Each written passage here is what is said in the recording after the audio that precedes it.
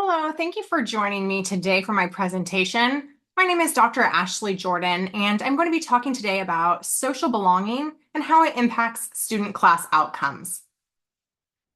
My goal is that by the end of today's presentation, you'll walk away with two key outcomes. First, that you will be able to articulate two or more easy to implement pedagogical techniques that increase student sense of belonging within a class, and that you will be able to identify ways in which students' feelings of belonging are associated with student success. To give you some context for my study, I looked at a class across 2 semesters, 1 academic year. This was a large, asynchronous, online undergraduate statistics course. It is a lower level course intended for sophomores and is a required core course for psychology majors. This is important to note because this is not a class that typically students are excited to take. Instead, it's one that they are obligated to take to fulfill their curricular requirements. I call it the scary class because it is very common for me to have students at the beginning of the semester come to me expressing fear, apprehension, and anxiety about taking the class. I've never had a similar such experience when teaching any content-based courses. But it's very common for students to say that it's been years since they've had math, or that they're not good at math, or they can't do math. A lot of kind of defeatist attitudes around the topic and fear and apprehension about statistics, particularly with it being asynchronous and online. I implemented an intervention designed to enhance feelings of belongingness within the class. And the intervention consisted of 6 different mini assignments that were spread throughout the course of the semester that fall into one of these 4 broad categories. The first is academic coaching, which includes things like skills building. Next is growth mindset, which relies on strength-based pedagogy. Another is mental health, which relies on humanistic pedagogy. And finally, interventions designed to teach transferable skills to help with career planning and preparation. To give you a little bit of a deeper dive into what each of these 4 categories involved, I have a couple of snippets about each for what these assignments looked like. For example, with academic coaching, students were asked to develop a study plan and anticipate how to overcome barriers. For mental health, students were incentivized to take a little break for mental health and self-care and focus on stress relief. For growth mindset, students needed to identify personal strengths and reflect on how much they've learned and how far they've come. And for transferable skills, students were asked to identify transferable skills they've learned in the class and explain how takeaways apply to life outside of class. This gives you a little snippet of what these mini assignments looked like, but I am going to hone in on 2 specific assignments to give more detail in case it is helpful. The first was an academic coaching skills building assignment. Here, I note to students that one of the most difficult parts of class in general, and online classes in particular, is organization and motivation. This assignment provides an incentivized space for students to come up with a plan for how they want to approach the semester. I asked several questions in this assignment, but I have 2 specifically here I'm going to focus on. The first is, what is your study plan for the class? Include detailed information about when, where, how you plan to study, and the conditions under which you plan to study. And 2, I acknowledge that even the best laid plans sometimes encounter unanticipated roadblocks or hurdles. What do you foresee as the most likely obstacles to your learning, and how do you plan to overcome them?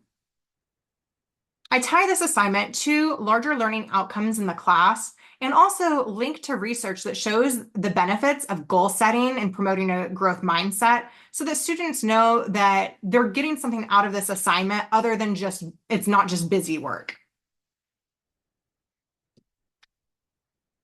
To show you an example of our self-care, mental health assignments, Here I had two different options for how students could complete this. One of them was through mindfulness and self-care. And I again linked to research showing the benefits of engaging in mindfulness within higher education.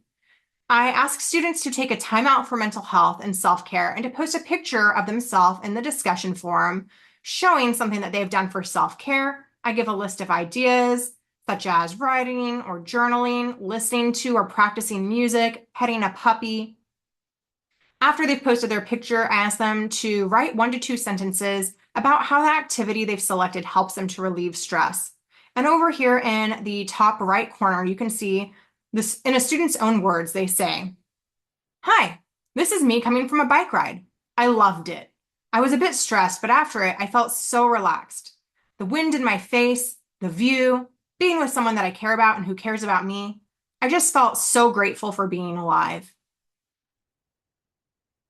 The other option was a gratitude project. Here, I linked to research showing that regularly expressing gratitude helps improve various facets of wellness and resilience and has a positive impact on larger communities. Here, I've asked students to write a thank you card to someone in their life. It could be a neighbor, a friend, a teacher, or anyone else in their life deserving of gratitude. And after doing so, to write a little bit about why they picked that person and how they felt after sending the thank you. And so under option B, you see a student says, "I chose to take the opportunity to thank my professor. I had his class a few semesters ago, and it absolutely changed my life. I'm endlessly grateful for the mentorship and support that he has offered me since then. It felt good to show my appreciation to him. He's done so much for me, and I'm more than happy to share my appreciation for that fact." As I hope that you see in both of these assignments, and really in all 6 of the mini assignments I provided to students this semester, these assignments were designed not around the content or the curriculum of the course, but were instead designed specifically to help build a sense of belonging and trust and community so that students could see and recognize that I care about and value them, not just as a student in the class, but as a human being. And I'm doing that by showing them that I value things like their mental health and self-care, in addition to the curricular outcomes that we assess within the class. So to talk a little bit about the methodology used here, I mentioned I collected data over 2 semesters. I used a quasi-experimental pre-post design in which data were collected at the very beginning of the semester as well as at the very end of the semester.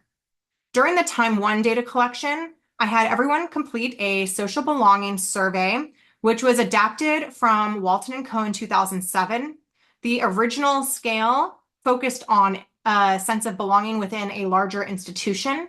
And so I adapted it to be about a sense of belonging within my class specifically. I also asked students about their level of anxiety and excitement for the class. At the end of the semester, in the time 2 data collection, I again asked students to complete the belongingness survey. Here I was interested in change across time, which is why I asked them to complete this twice.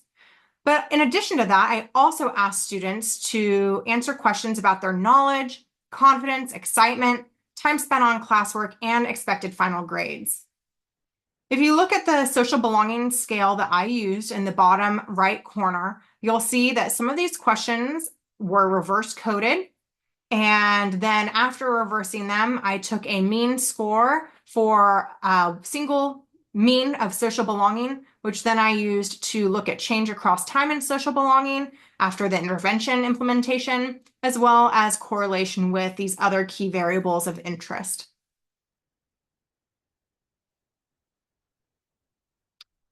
First, I found that students were very anxious about the class and were not very excited about it at the beginning of the semester.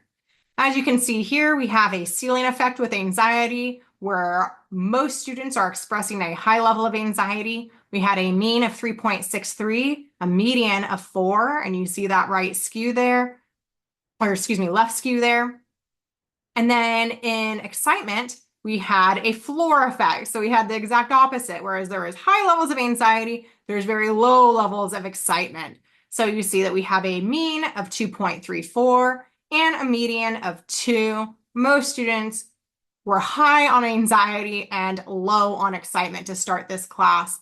And while some people wonder if that hurts my feelings as a statistics professor, it does not at all. In fact, this just confirms and validates what I already knew anecdotally from my experiences meeting with students at the beginning of the semester and hearing their concerns and trepidation for starting this class.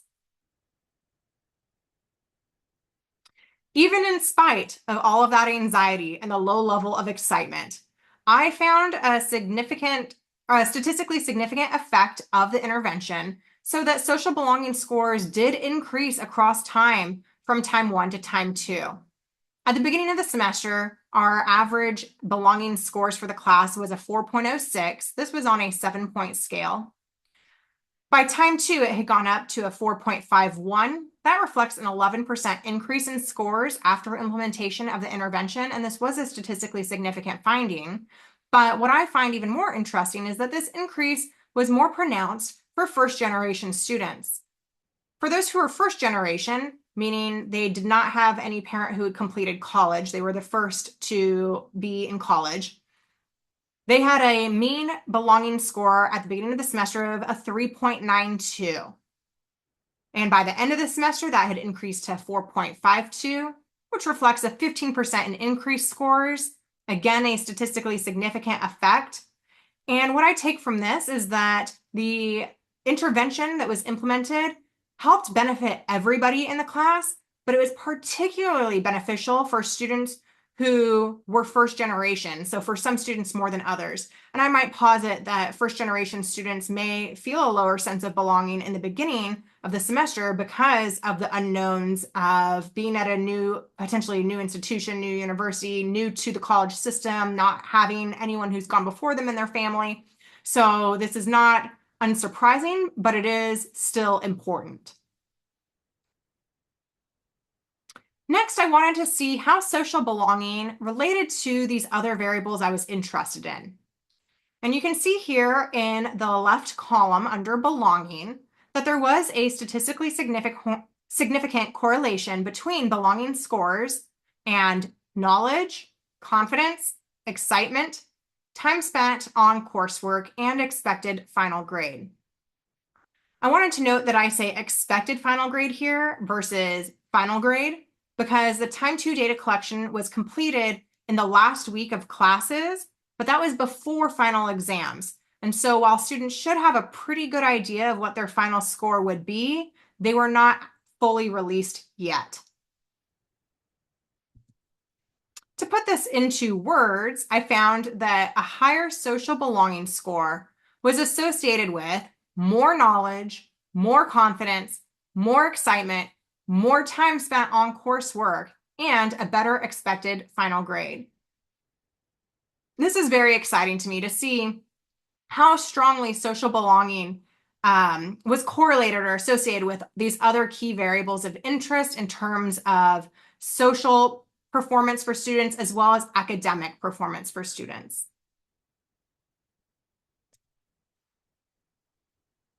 To wrap it up, I hope that you're able to walk away today with 2 or more easy to implement pedagogical techniques that you could use to increase student belonging within a class, and that you're able to identify ways in which students' feelings of belonging are associated with student success. Thank you so much for attending. I appreciate your time.